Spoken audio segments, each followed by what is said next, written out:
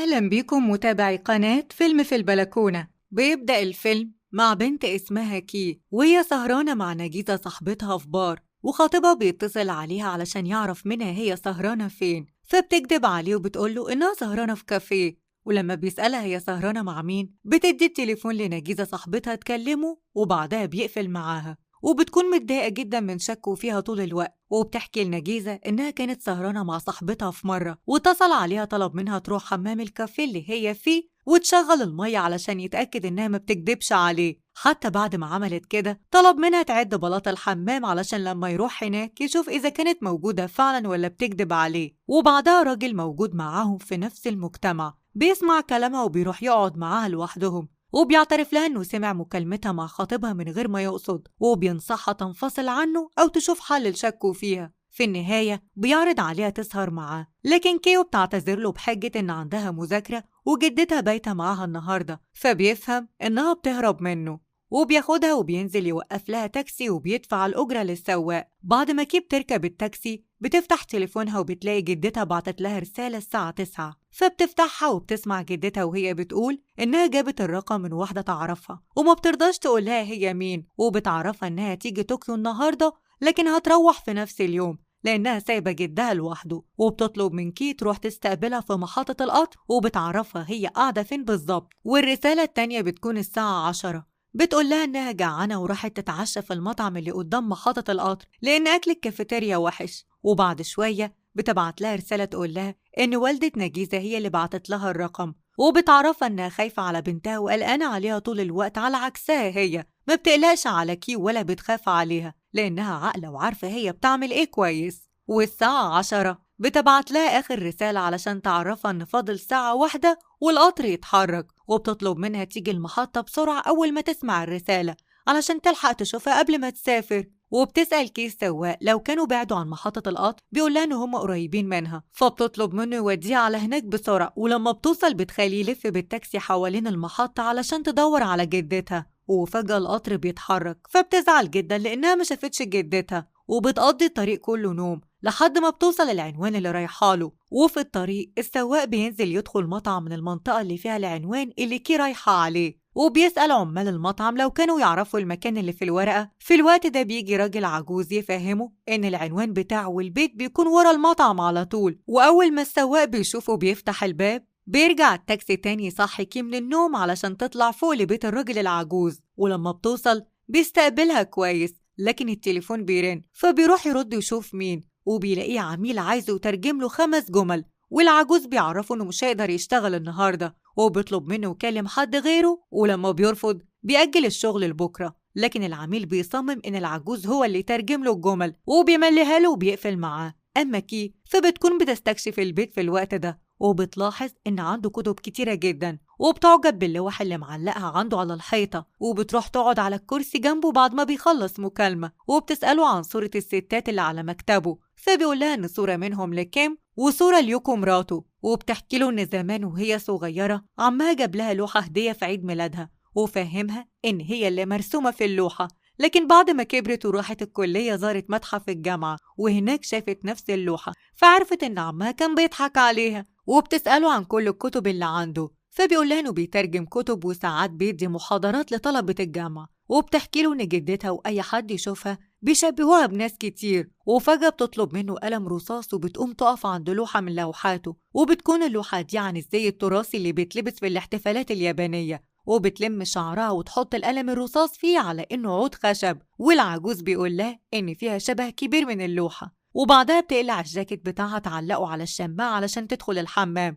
والعجوز في الوقت ده بيشغل موسيقى وبيطلع مشروب من التلاجة يصبه في الكاسات وبيولع شمع ويستناه علشان يتعشوا مع بعض. في الوقت ده كي بتكون خرجت من الحمام وبتغير هدومها وتنام، فبيدخل وراها الأوضة وبيطلب منها تيجي تتعشى معاه وإنه جهز لها أشهر أكل عندهم في منطقتهم، وبتستغرب منه لأنه ما يعرفش منطقتها، فبيقول لها إنه عارف إنها ساكنة في نفس منطقته، فبتسأله هو عارف منين وبتخمن إن بيجيله بنات البيت. ولما بتقول كده العجوز بيتوتر وبيقول لها إن كان عنده طالب، فبتشم ريحة المخدة علشان تتأكد من كلامها وبتلاقي فيها ريحة برفان حريمي، فبتعرف إن تخمينها صح. وبيطلب منها تيجي تتعشى معاه ويقعدوا شوية مع بعض في الأوضة التانية لأنها أدفى من الأوضة اللي قاعدين فيها، لكن كي بترفض وبتقوله إنها نعسانة وهتموت وتنام، وبتطلب منه يجي ينام جنبها هو كمان، وبتسأله هو بيحب ينام في أنهي جنب على السرير. وفجأة التليفون بيرن، فبيخرج يشوف مين وبيقف شوية في الشباك.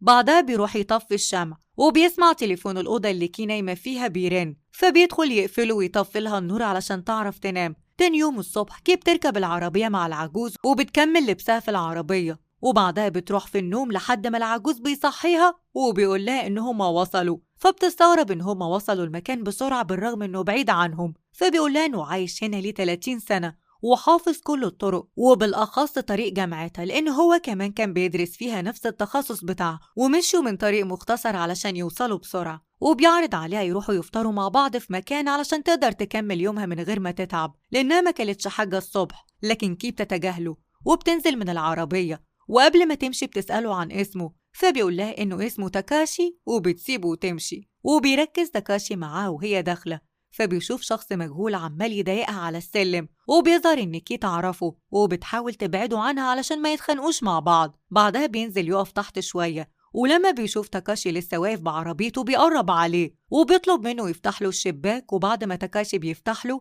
بيستأذنه في ولاعة، وتاكاشي بيسأله عن اسمه، فبيقول له إنه اسمه نورياكي وإنه خطيب كي، وبيخمن إن تاكاشي يبقى جده، وبيعتذر له إنهم ما تقابلوش طول الفترة اللي فاتت، وبيفهمه إنه كان بيطلب من كي كل شوية تحدد له ميعاد مع جدها علشان يجي يطلب إيدها رسمي منه ويتفقوا على ميعاد الفرح، لكن كي كانت بترفض أي تواصل بينه وبين أهلها. ولأنه فاكر إن تاكاشي جد كي بيسأله رجله خفت ولا لأ، فبيفهم تاكاشي إن جد كي الحقيقي مريض ورجله وجعه، وبيقوله إن صحته اتحسنت كتير عن الأول. وبصفته جد كي بيسأل نورياكي الأسئلة التقليدية اللي بيتسألها أي عريس عن شغله ومؤهله إيه، فبيتحرج نورياكي يقوله إنه مش معاه مؤهل لأنه ساب التعليم من وهو عنده 16 سنة، ومن وجهة نظره إن الشهادة مش هتفيده في حاجة. ولو على شغله فهو شغال ميكانيكي وعنده ورشة صغيرة، وأي وقت الشغل بيكون مريح فيه بيدور على شغلانة تانية. وبيسألوا تاكاشي عن سبب خناقتهم على السلم، فبيقولوا إنها حاجة بسيطة ما تستدعيش القلق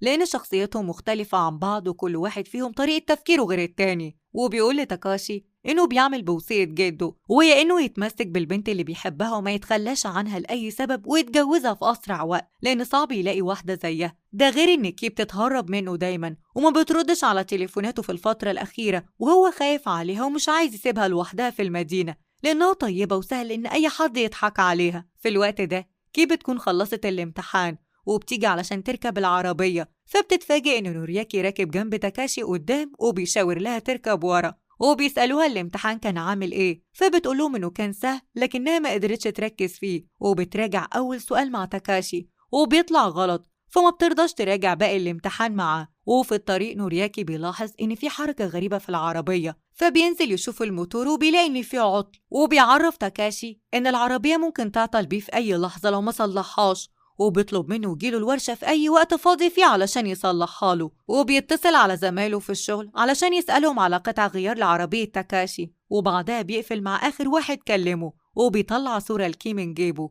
وما بتكونش صورة عادية، بتكون بوستر لإعلان قديم من زمان، وبيقول لهم إن الصورة دي كانت سبب خناقة كبيرة جدا بينهم لأنه كان بيغير على كي. وبيطلعوا على الورشة بتاعته، وهناك تاكاشي بينبهر بنجاح نورياكي في شغله وإدارته لمكان كبير زي ده لوحده، فبتقوله إنه كان واخد الحزام الأسود في الكاراتيه، وأثناء ما هم مستنيين دورهم طالب كان عند تاكاشي في الكلية بيقف جنبهم وبيفتح شباك عربيته علشان يسلم على تاكاشي، وبيعرض عليه يروحوا يشربوا قهوة ويتكلموا شوية مع بعض، فبيقولوا إنه عنده شغل ومستعجل وممكن يخلوها مرة تانية. وبنعرف إن الطالب ده كان بيشتغل مع الشرطة لكن ساب شغله معاهم من فترة وعمل مشروع لنفسه، وبيقول لتاكاشي إنهم ساكنين في نفس المنطقة. بعدها نورياكي بيجي يعتذر لتاكاشي لأنه مش هيقدر يشتغل في عربيته النهاردة، وبيديله رقم تليفونه علشان يتواصل معاه ويعزم كي على العشاء. وبعد ما بيمشوا كي بتقوله إن نورياكي مش هيسيب الراجل اللي جه اتكلم معاهم وهيفضل يسأله عنه، وهيعرف إنه دكتور في الجامعة، وهيكتشف إن هما بيكذبوا عليه لأنها كانت قايله له إن جدها صياد سمك، فبيحللها المشكلة وبيقول لها إن كل واحد ليه جدين، فممكن تقوله إن تاكاشي جدها من ناحية والدها وصياد السمك جدها من ناحية والدتها. بعدها بيروحوا لمحل الكتب علشان كي تشتري كتاب محتاجاه في كليتها، لكن بتنزل هي بس وتاكاشي بيمشي بعربيته، ولما بيقف في الإشارة بيكون مرهق جدا ونعسان، فبينام وما بيصحاش غير على صوت العربيات، فبيسوق العربية وبيروح بيته. وهناك جارته بتفضل تتكلم معاه على كي، وبتكون فاهمة إنها حفيدته، وبتسأله لو كانت بنته هي كمان جاتله، لكن تاكاشي بيتجاهلها وما بيرضاش يرد عليها، وبيتخانقوا مع بعض لأنه حاطط عربيته تحت شباكها وهي مش هتعرف تشوف الشارع. وبعد ما بيدخل البيت بيلاقي إن في رسالة جاتله بيبلغوه إن في مشكلة في الطباعة، فبيروح يعمل قهوته ويقعد يعدل الغلطات اللي في الكتابة، لكن كي بتتصل عليه وبيظهر من صوتها إن في مشكلة، فبيلبس هدومه وبينزل بسرعة يركب عربيته علشان يروح لها. ولما بيوصل بيشوفها قاعدة في الشارع بعيد لوحدها، وبيضرب كلاكسات بالعربية علشان تروح له، لكنها ما بتتحركش من مكانها، فبيسيب العربية وينزل علشان يشوف الطريق. وفجأة العربيات بتضرب كلاكسات لأنه بيكون مخالف، فبيرجع تاني بسرعة العربية وبيعدي بيها الشارع لحد ما بيروح لها. ولما بتركب معاه بتكون حاطة فوطة على خدها لأن أسنانها وجعها وبتنزف دم. ولما بيروحوا البيت كي بترفض تدخل، وبتطلب من تاكاشي يسيبها قاعدة شوية لوحدها قدام الباب، لكنه بيرفض وبيروح يجيب لها العلاج من الصيدلية. في الوقت ده جارة تاكاشي ما بتسيبش كي في حالها، وبتفضل تسألها عن والدتها، وبتقول لها إنها شبهها وهي في سنها، وبتسأل كي هي ليه مش عارفة تتكلم، فبتقول لها إن أسنانها وجعها. وبتحكي لها جارة تاكاشي عن جدها، وبتقول لها إن مفيش مرة كلمته فيها وبصلها، دايما بيتجاهلها وما بيردش عليها. وبتسألها هي هتعيش معاه فترة طويلة ولا لأ، فبتقول لها إنها لسه ما تعرفش. وجارتهم بتقول لها إنها ما اتجوزتش وما عندهاش ولاد وأحفاد يزوروها، وبتقضي اليوم كله واقفة في الشباك تبص على اللي رايح واللي جاي. وبتعترف لها إنها كانت عايزة تتجوز تاكاشي جدها لكنه رفض، وكان بيحب بنت جميلة ومثقفة معاه في الجامعة اسمها يوكو،